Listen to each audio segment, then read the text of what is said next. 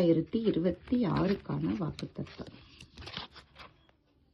உன் பிள்ளைகள் உன் பந்தியை சுற்றிலும் ஒலிவ மர கன்றுகளைப் போல் இருப்பார்கள்.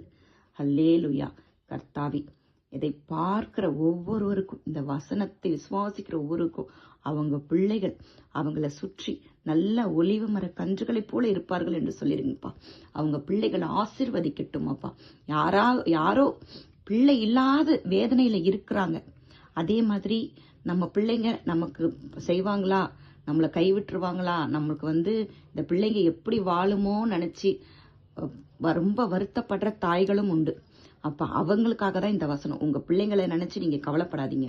உங்க பிள்ளைகள் உங்களை சுற்றி ஒலிவ மர கன்றுகளை போல இருப்பார்கள். அவர்களுடைய நீங்க சீக்கிரம் அவர்களை நினைச்சு சாட்சி எழுதுவீங்க.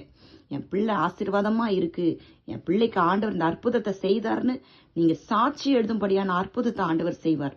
பிள்ளை இல்லாத இருக்கிறவர்களுக்கு இந்த வார்த்தையை நான் சொல்றேன். வருகிற ஆண்டு 26ல உங்களுக்கு குழந்தை பாக்கியத்தை ஆண்டவர் நிச்சயம் தருவார். ஆண்டவர் இடத்துல இந்த வசனத்தை வச்சு ஜெபம் பண்ணுங்க. ஆண்டவரே, எனக்கு ஒரு பிள்ளை பாக்கியத்தை கொடுங்கன்னு சொல்லுங்க. நிச்சயம் உங்களுக்கு ஒரு பிள்ளை பாக்கியத்தை ஆண்டவர் தருவார். நீங்க இந்த கமெண்ட் செக்ஷன்ல அதை போடும்படி கர்த்தர் பெரிய அற்புதத்தையும் சாட்சியம் செய்வார். ஆமேன். அல்லேலூயா.